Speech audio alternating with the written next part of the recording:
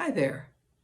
Thank you for joining us for our first video in Medford Family Network's special series, Pandemic Parenting, The Doctor is In.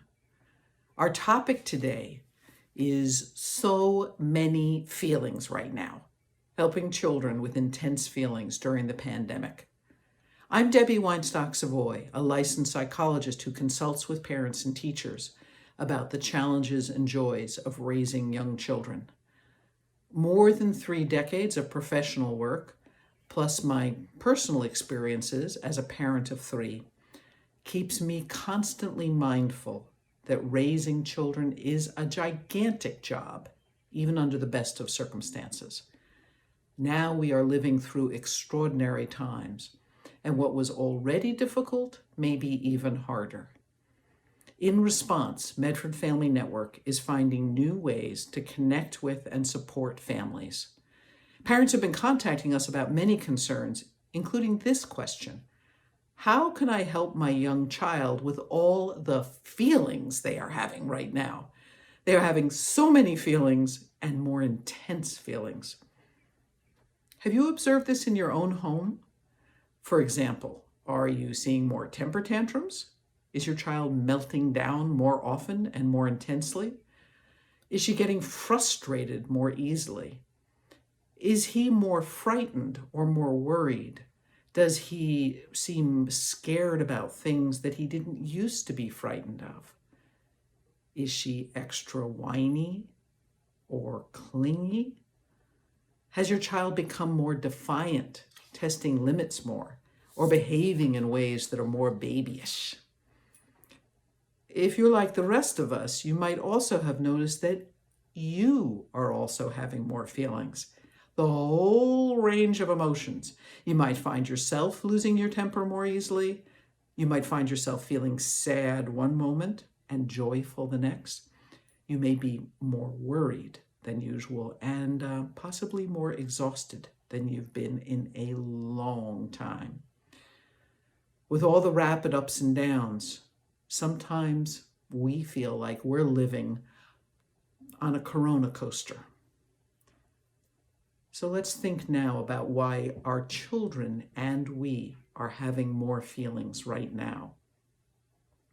Human emotions and our ability to manage them are always impacted by stress. When we're under stress, when we feel threatened or overwhelmed or tired, we feel everything more strongly, and we have a harder time calming ourselves down and using our rational brain to manage feelings. The bigger the perceived threat, the more our natural fight or flight response kicks in. Either we get ready to fight to protect ourselves, so we get extra irritable, or we want to flee. We withdraw. We use more mood-altering substances. We want to go back to bed and pull the covers over our head. We are all now living in an extraordinary time, a time of enormous stress and unprecedented fear, worry, and uncertainty. And at the same time, we have lost many of our usual structures and supports that normally help us to feel better and to function better. We've lost many of the daily routines: work, school, childcare. We've lost the ability to meet face-to-face with people. We've lost a sense of freedom. We've lost many of the comforts and pleasures of everyday life. Those structures and supports usually give us a sense of stability and help us to recharge our personal batteries. Plus, we have extra worries.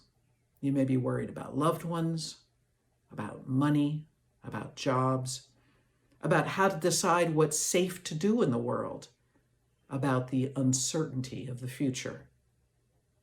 Our children have also lost many of their familiar routines, structures, social contacts, and supports. So just like we do, they have a lot of feelings about these changes and losses. In addition, children get their sense of stability and safety from us, from the important grown-ups who take care of them. They are super sensitive to our behavior and our moods, as well as to our words. If they can sense that we are worried, then they worry. When we convey a sense of calm, they feel safe. So it's not surprising that we and our children are experiencing more feelings and more intense feelings right now. It would be a surprise if we weren't. But even though these are extraordinary times, we want to remember that it's normal for young children to be challenged by feelings. Learning about feelings, how to recognize them and to manage them, has always been one of the biggest and most important developmental tasks of growing up. Babies don't come into the world knowing about feelings. They don't know that they're a person having a feeling and that they could do things to feel better or make choices about how to express that feeling. In fact, if you watch a baby or a toddler in the grip of a strong emotion, you will notice that it looks more like the feeling is having them.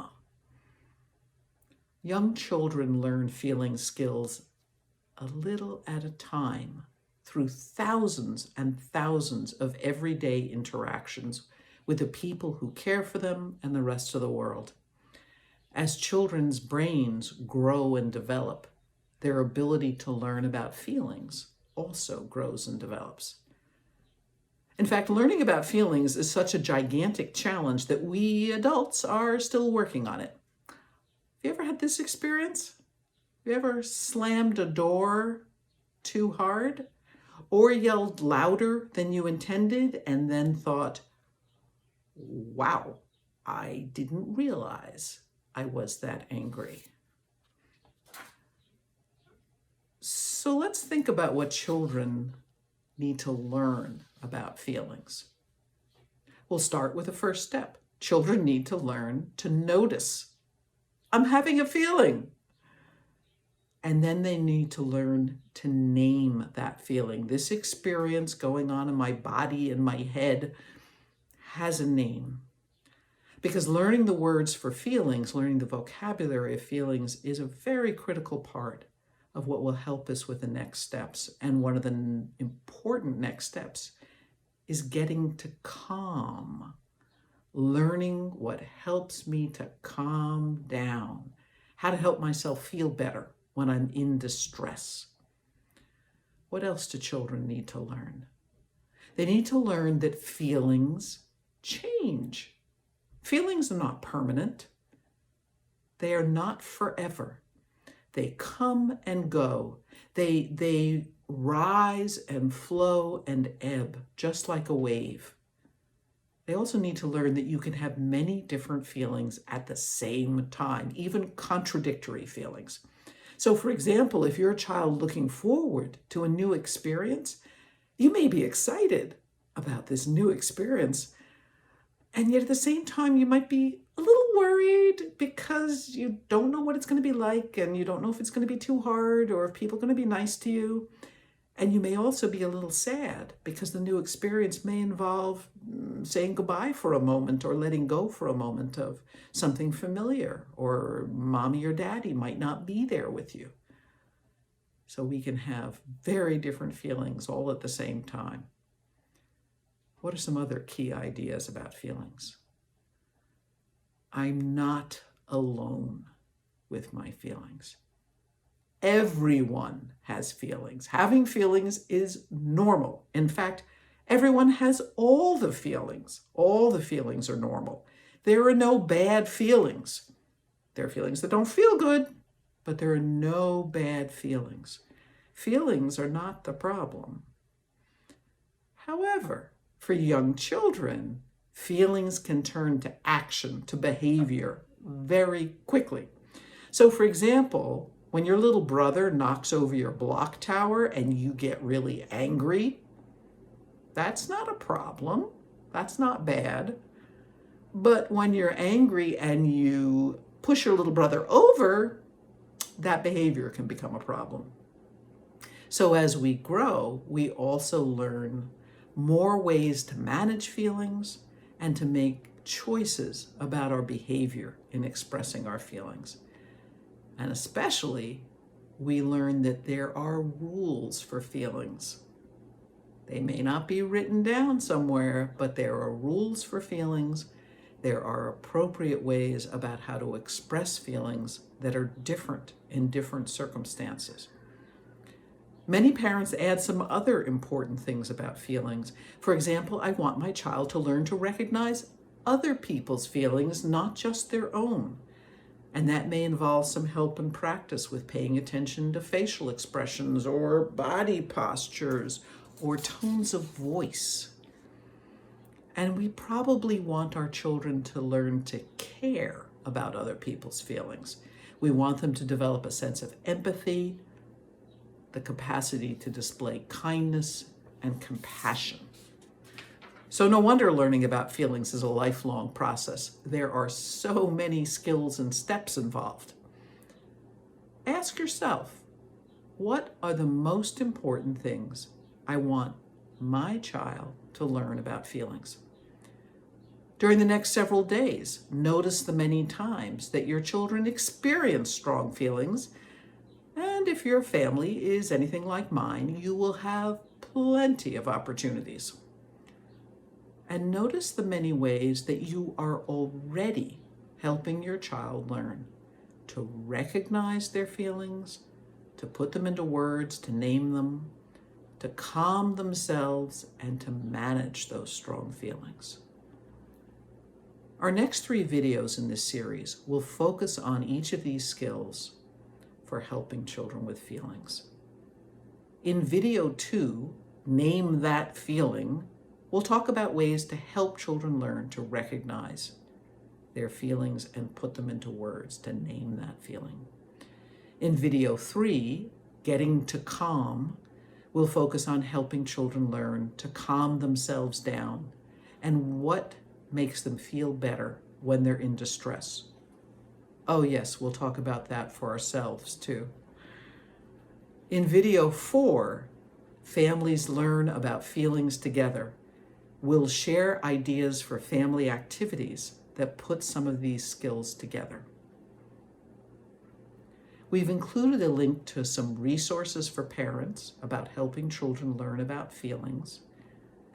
You can also send any questions that you have, either about these topics or if you're trying to learn about resources or services, by contacting the director of Medford Family Network, Marie Cassidy.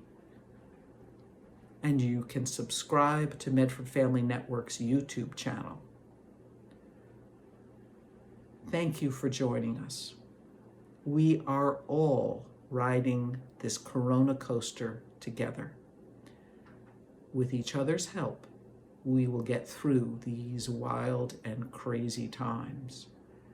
And in the meantime, Medford Family Network is still here for you as a friend to know and a place to grow.